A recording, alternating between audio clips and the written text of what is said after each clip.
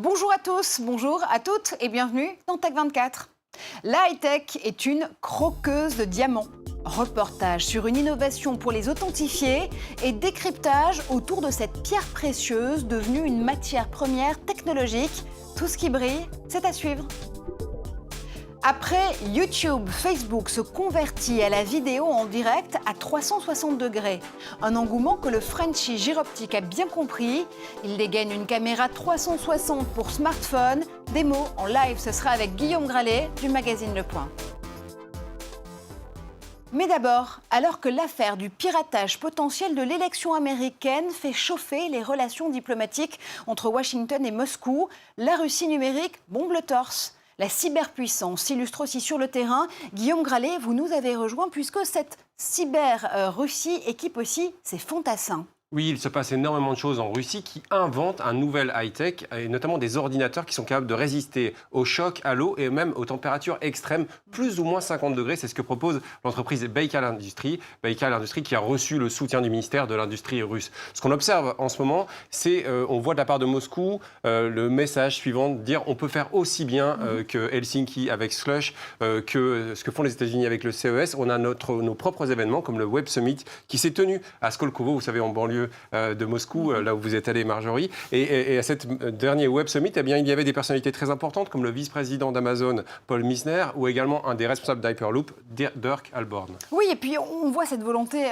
allez, on va le dire carrément, d'en mettre plein la vue, dans les airs, sous la mer, partout. C'est de la technologie vraiment de combat.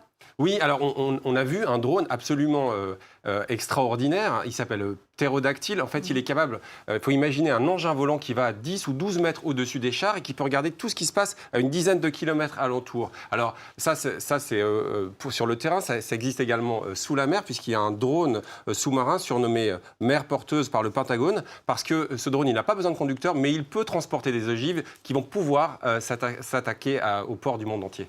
Allez, on continue aussi avec des robots qui, eux, prennent leur émancipation. Oui, il y a aussi beaucoup d'applications civiles. Il y a notamment un robot qui s'appelle le Promobot IR77 qui a une apparence humanoïde. Alors, il accepte énormément de choses. On peut faire beaucoup de choses avec ce robot. Il accepte les paiements. Il peut guider des personnes dans la rue. Il a même pris sa liberté, vous avez raison, il y a quelques semaines, puisqu'il s'est échappé de son laboratoire du centre de Skolkovo. Ça a fait beaucoup rire. Et ces applications civiles, elles sont très nombreuses. Il y a notamment un logiciel qui est assez surprenant, qui s'appelle Find Face. Et qui a fait les gros titres, justement, de la presse cette semaine, notamment puisque son application de départ a été détournée par ses utilisateurs. Oui, en fait, Find Face, en fait, c'est un logiciel de reconnaissance faciale. Et en fait, elle va travailler avec vContactieux. vContactieux, c'est le Facebook russe, presque 300 millions de membres. Et en fait, en observant un visage, elle va retrouver son nom, c'est-à-dire qu'elle va vous identifier. Alors, il y a énormément d'applications civiles. Par exemple, il y a des banques qui s'en servent pour authentifier des paiements.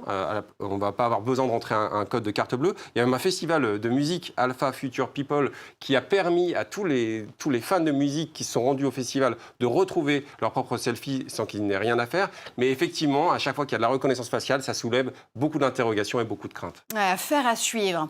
Qui est donc le plus fiable, l'œil humain ou la machine ? Une start-up israélienne s'apprête à mettre sur le marché une nouvelle méthode d'authentification des diamants. Un procédé high-tech qui met au défi les diamantaires. Les détails, c'est tout de suite avec Sophie Alavi et Mark Thompson. Ils brillent tous, mais ont-ils la même valeur ? Chacune de ces pierres a été analysée par l'œil des experts à partir d'un grossissement optique.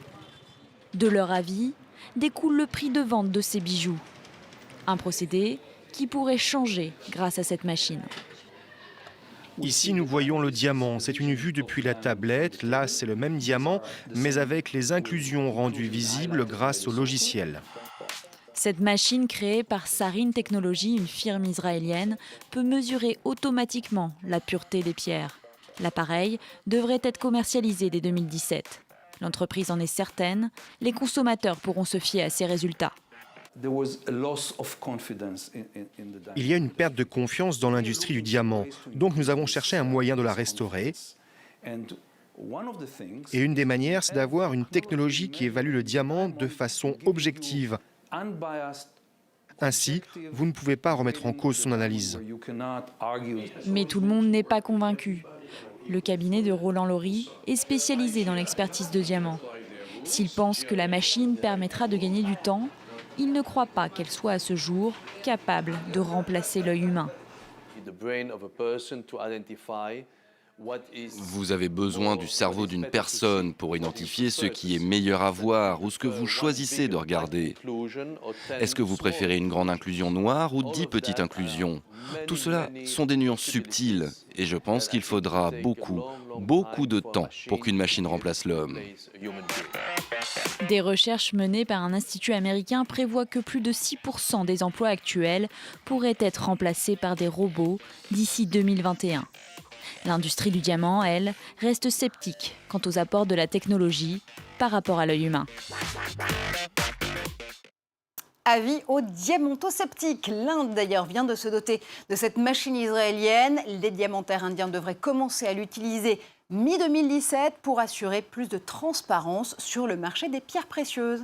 Alors Guillaume, les diamants sont les meilleurs amis de la gente féminine. Il est courant et commun de le dire, mais c'est surtout les meilleurs amis de la high-tech. Les applications sont très nombreuses. On peut parler des diamants de synthèse, par exemple, pour équiper les microprocesseurs. Mais ces gemmes ont peut-être un concurrent à venir, le carbone trempé, surnommé le Q-carbone. Oui, une bien curieuse matière, en fait, qui est plus dure que les diamants, qui conduit mieux l'électricité, mieux la lumière, mais ce n'est pas du diamant. En fait, ça a été trouvé un peu par hasard, c'est assez rigolo, c'était en 2015. En fait, des chercheurs ont chauffé très très fort une certaine type de carbone, au-dessus de 3700 degrés, et ils ont trouvé ce quenched carbone, donc c'est ce qui explique le Q-carbone, qui a des possibilités, qui a des capacités de conductivité extraordinaire qui va pouvoir être utilisé à l'avenir en nanomédecine, qui pourra peut-être être utilisé également dans l'informatique quantique. Bref, un champ des possibles assez fort.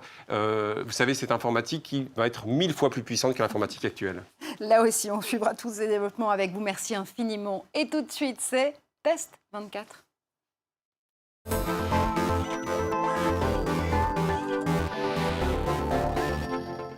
2016 a été l'année incontestablement du streaming vidéo en direct. Eh bien, 2017 sera peut-être l'année du streaming vidéo en direct, mais à 360 degrés. C'est en tout cas un engouement qu'a très bien compris une start-up lilloise, Gyroptique. Vous connaissez forcément le nom de Gyroptique puisqu'on avait parlé de sa caméra sur Kickstarter. Une caméra là aussi à 360 degrés qui avait connu un très beau succès. Cette fois-ci, Guillaume, Gyroptique revient avec toujours de la caméra 360 degrés, mais on peut la plugger sur un smartphone ou une tablette et c'est ce qui fait toute la différence. Oui, c'est un capteur beaucoup plus petit. Alors, c'est un capteur qui va filmer en haute définition grâce à un capteur de 8 mégapixels à 180 degrés tout autour. Lorsqu'on fait des vidéos, ça va être à 30 images par seconde. Et en fait, l'application va raccommoder les images. Ce qui est effectivement très astucieux, c'est qu'on va pouvoir plugger ce capteur directement sur votre téléphone et récupérer des images et les diffuser immédiatement sur les réseaux sociaux.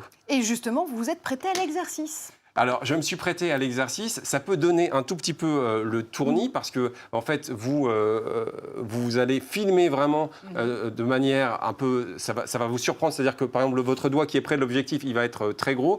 Heureusement, il y a cette application et grâce à l'application, eh bien, les images ont une nouvelle vie. C'est-à-dire que vous allez pouvoir... là, je vais me mettre sur pause, zoomer sur la photo, pouvoir changer d'angle. Voilà. Vous pouvez vous déplacer vous-même dans l'image. Je peux me déplacer à 360 degrés. C'est assez magique parce que vous allez pouvoir capter l'ambiance, par exemple, à un anniversaire, un reporter sur une zone de combat, par exemple. Tout a été pris en photo. Oui, c'est vrai que ça s'approprie à de très nombreux sujets, ces nouvelles techniques de tournage.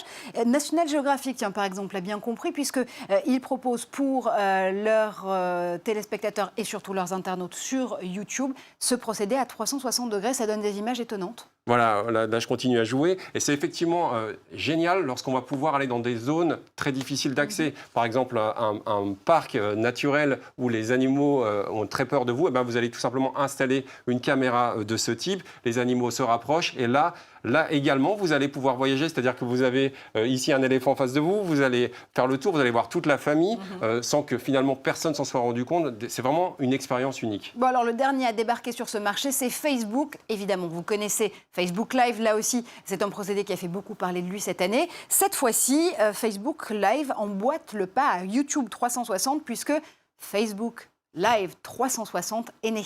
Effectivement, là, on a eu d'abord un essai avec National Geographic, c'était assez timide, mais on voit bien que le champ des possibles est assez fort. Ça va aller de pair avec cette multiplication de capteurs. On va toujours dans plus d'immersion et effectivement, il y a beaucoup de journalistes, beaucoup de chaînes de télévision qui vont s'y intéresser de près. Merci infiniment Guillaume, vous l'avez compris, c'est la fin de cette émission. Merci à vous de l'avoir suivi. On se retrouve comme chaque semaine sur tous les réseaux sociaux avec le hashtag Tech24 à la fin de vos messages pour commenter ensemble l'actu numérique et je vous dis à très vite en plateau.